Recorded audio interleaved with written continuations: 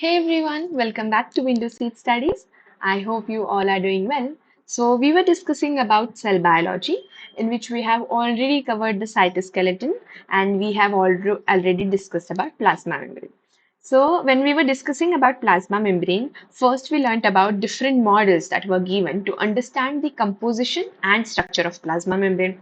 Then we also learnt about the composition of plasma membrane in detail, what is the structure of plasma membrane, how the different types of lipids they are arranged in a bilayer to form a plasma membrane, and then we also learned about the characteristics or the properties of the plasma membrane.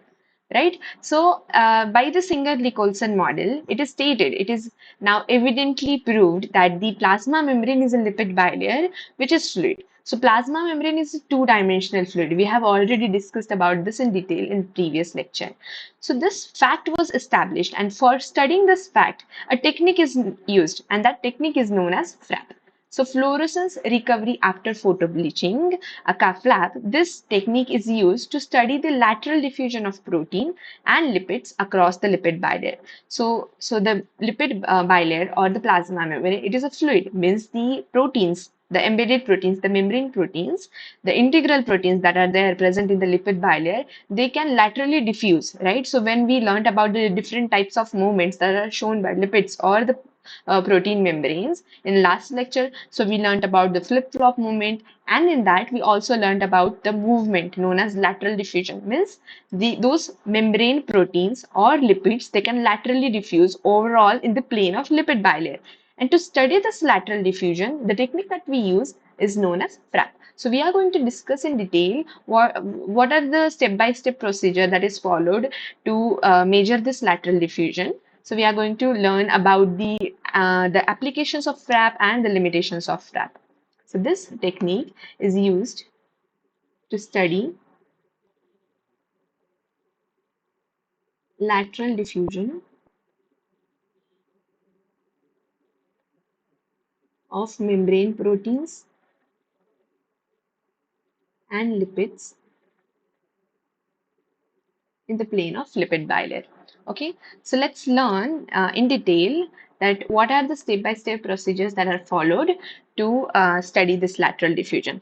So very first we need to visualize the membrane protein, right? Because the membrane proteins, now we have to target certain membrane protein with we have to decide that this is the membrane protein that I want to study about, like I want to study the lateral diffusion of this particular membrane protein. So first we decide our protein of interest, and now this protein of interest we need to make it visible, right? So it is not visible to us, so we need to tag it with a fluorophore for making it visible for us. So now, so for the purpose of making it uh, visible, we use fluorophore,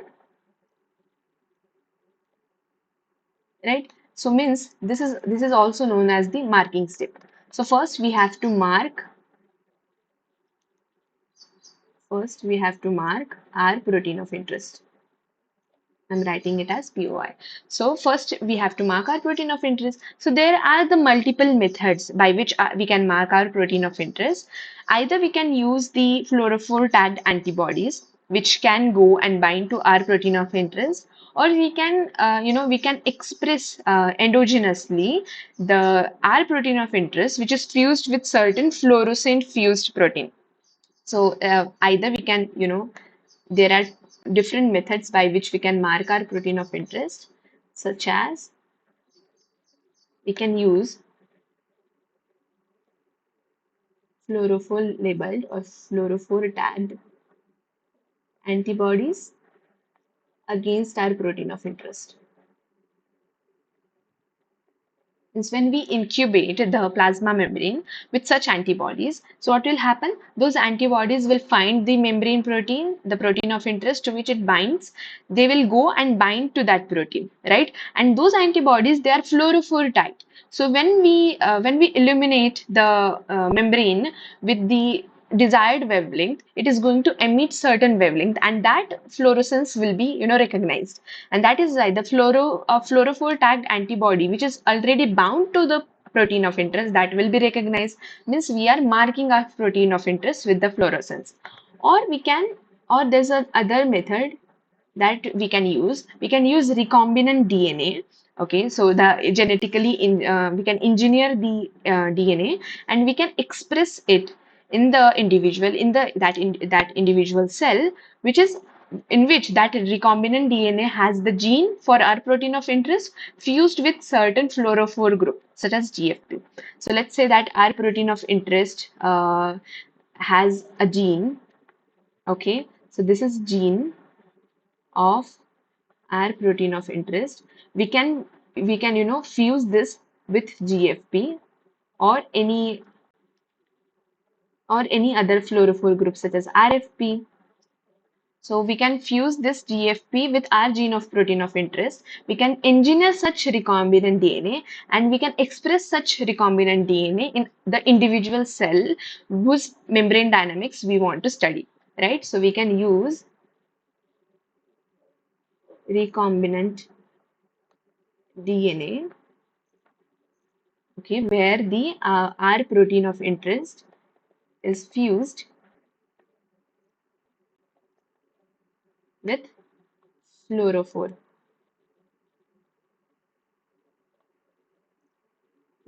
group or any fluorescent group such as GFP, RFP. Okay. So this will also achieve our goal of visualizing the protein of interest. So once we mark our protein of interest, now what we are going to do is that we are going to eliminate the is that certain part of the membrane. Okay, so this is a membrane. Okay, so this is the membrane, and here are the membrane, the protein of interest. So these are the protein of interest that are embedded in the lipid bilayer. And let's say that we have used the fluorophore tagged antibodies. So these are the tagged membrane proteins. Okay, all of them have been tagged. So now what will we do? We will use a focused laser beam.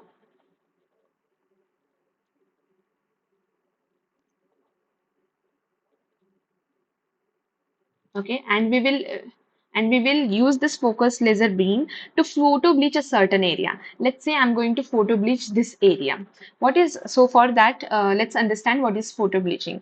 So what happens is that when there is a continuous light exposure on those fluorophores lose their ability to fluoresce. Okay, so for example, when we wash our clothes and dry them in sun, so due to the sunlight, after long exposure in the sunlight, the color, the dye of the clothes will fade away, right? You have experienced this in your day-to-day life. In same way, when you give a prolonged exposure to those fluorophores will irreversibly lose their ability to fluoresce. So they won't be emitting any light, and they won't have the ability to fluoresce after long period of exposure of light, of a focused light, such as the laser beam. And this phenomena is known as photo bleaching. So we will be using a focused laser beam to photo bleach certain certain small area. Okay, so let's say I have photo bleached this area. So due to the photo bleaching of this area, the fluorescence in this area will be there will be no fluorescence in this area. Okay, so this particular area, the membrane proteins in this area will not show any emission of light. Okay, so now what we will do, we will now measure the time. So we'll now observe the membrane for some time. So we already know that membrane, the lipid bilayer, it is a fluid. So what will happen over the time? The molecules, the other membrane proteins, which are tagged, they will be diffuse. They will show lateral diffusion. So this membrane proteins are going to diffuse laterally here and there, right? And they are going to cover this area.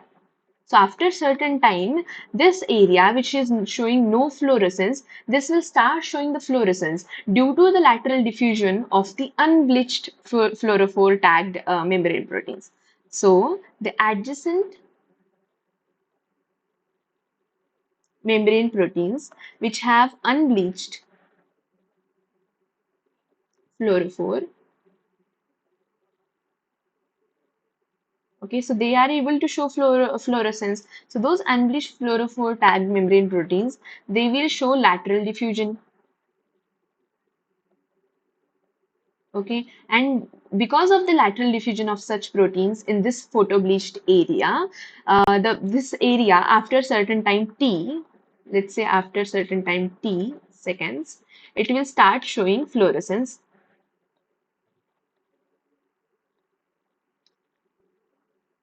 right? So we are going to measure the time taken for such unbleached fluorophore tagged membrane proteins, unbleached fluorophore tagged membrane proteins to reach this the to reach in bleached area. So when they reach the bleached area, we will see how much time they are taking to reach here. So the phenomena of the the phenomena of showing fluorescence, like this photo bleached area will start showing the fluorescence after certain time. So it is going to recover its fluorescence, and that is why this is also known as recovery. Okay, so we are going to measure the recovery time, and that is why it is also known as recovery monitoring. So we are going to monitor how much time is taken for this photo bleached area to recover. Okay, so the fact that the non-fluorescing area means the photo bleach area is going to show fluorescence after a certain time means it is going to recover its fluorescence due to the presence of unbleached fluorophore tagged membrane proteins. This phenomena is known as recovery, and we are going to measure the time, and we are going to measure the dynamics of this whole phenomena, and that is why it is known as recovery monitoring. So we are going to do recovery monitoring. So then we can estimate. So then we can collect the data, and using the data analysis, we can estimate the diffusion coefficient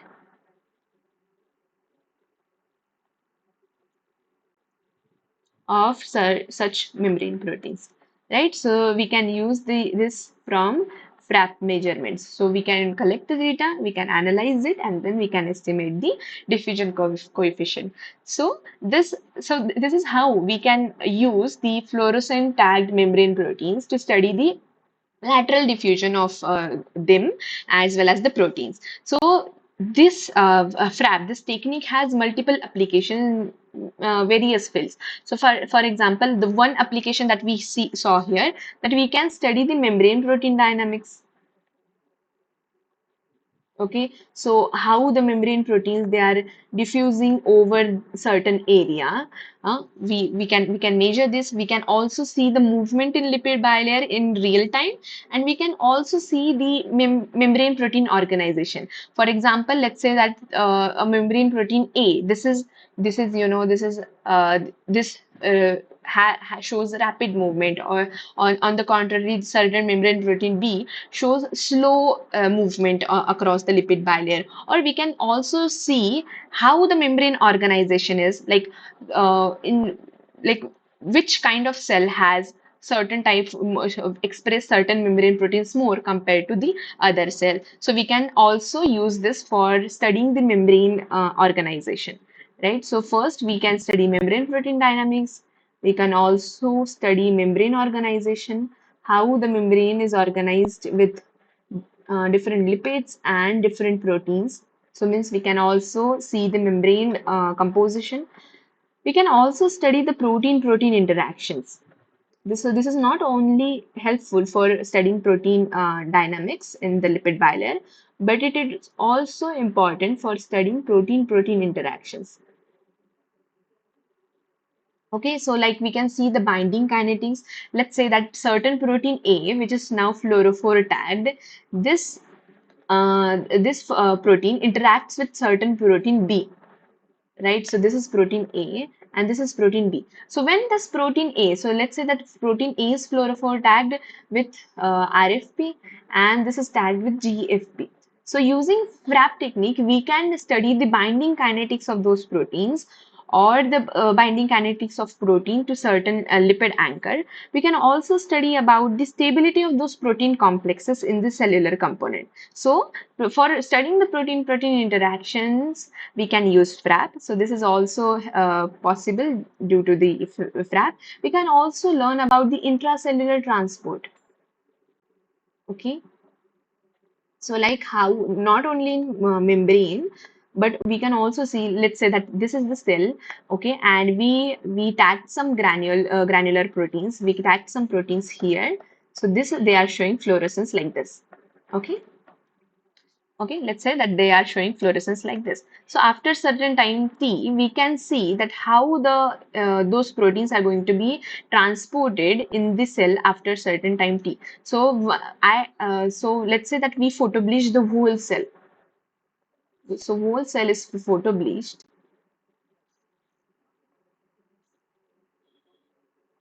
Okay, the whole cell is photobleached. Let's say not the whole cell, but the cell in certain area. So say the area near ER is photobleached. So we can also see how the vesicular trafficking is done. So what is the protein trafficking pathway for this protein? Like whether it go after ER, it goes to Golgi body, and how it after Golgi body, how the vesicular transport is being done. That is also studied by using FRAP. So we can also study the intracellular transport. We can study vesicular trafficking, or whether we can see whether it is packed in vesicles and transported outside of the cell, or it stays in the cell like the synaptic vesicles, or we can also study that whether it is transported to nucleus, or whether certain membrane protein, so certain protein is transported from nucleus to the outside, to the cytoplasm, right? So we can also study, so like the vesicular trafficking, we can also study the nuclear import and export. So we can see where the protein goes after the formation, after the protein synthesis. We can also study the responses to environmental stimuli using using the FRAP technique. How? When we can see, like we can see where the protein is concentrated before any treatment. So let's say that this cell, I've been tagged the I've tagged the membrane sorry, the proteins, or let's say membrane proteins, because due to the change in environment such as temperature, we saw that when we change the temperature, the membrane fluidity changes, right? So we can tag the proteins. Okay, let's say that I'm tagging the membrane proteins here. Okay, so these are the tagged proteins. Okay, so I can tag the whole membrane proteins, and when I increase the temperature, I can study their dynamics, right? So when I increase temperature, the membrane will be more fluid. So the diffusion coefficients of those membrane proteins will increase. Let's say I change the temperature. So we can study that how a cell will respond after we give it certain stimuli such as temperature, pH change. So we can use those FRAP technique to study osmotic stress, pH, and temperature. How we can see how they influence the mobility of protein. So we already know that when we increase temperature, membrane will be more fluid. So the membrane proteins, they will show more mobility. So they will show more movement. That is why the diffusion coefficients of them, they will increase. So we can study all of those dynamics in the cell using the FRAP technique, and that is why it is very important. But even though it is, we can study all those stuff using this FRAP technique, it has its own limitations. So the limitations are that we already saw that we can monitor the movement over the large area of the cell, right? But we can also do this for the large population. So this makes it impossible for for uh, studying the dynamics of individual proteins. So this method, this FRAP, is not suitable. So it is not suitable for studying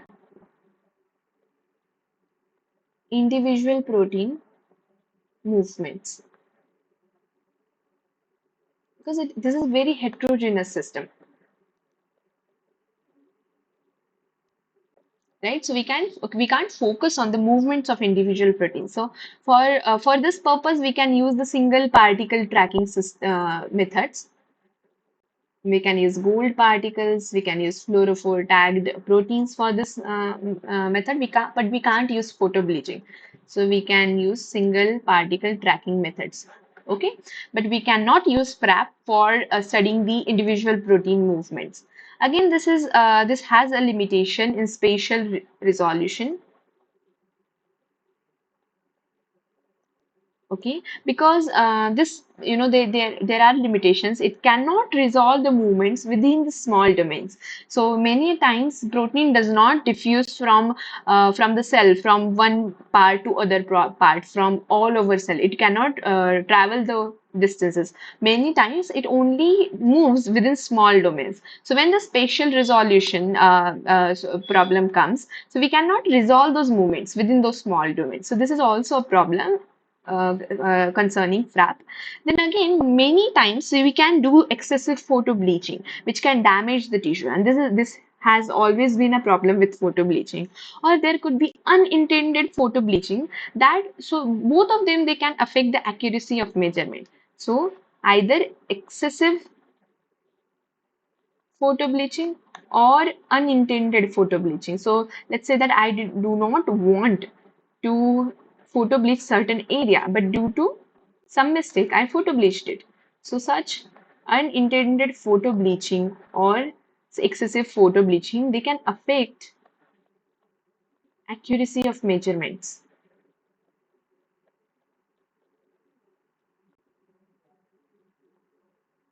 Excessive photo bleaching can also damage tissue, so maybe it will also create problems. Then many times, due to certain factors, let's say that certain membrane protein, it is restricted because it is assembled with cytoskeletal filaments. For example, when we were learning about cytoskeleton filaments, when we discussed about intermediate filaments, so there are multiple protein complexes such as integrins, such as the adherence junction.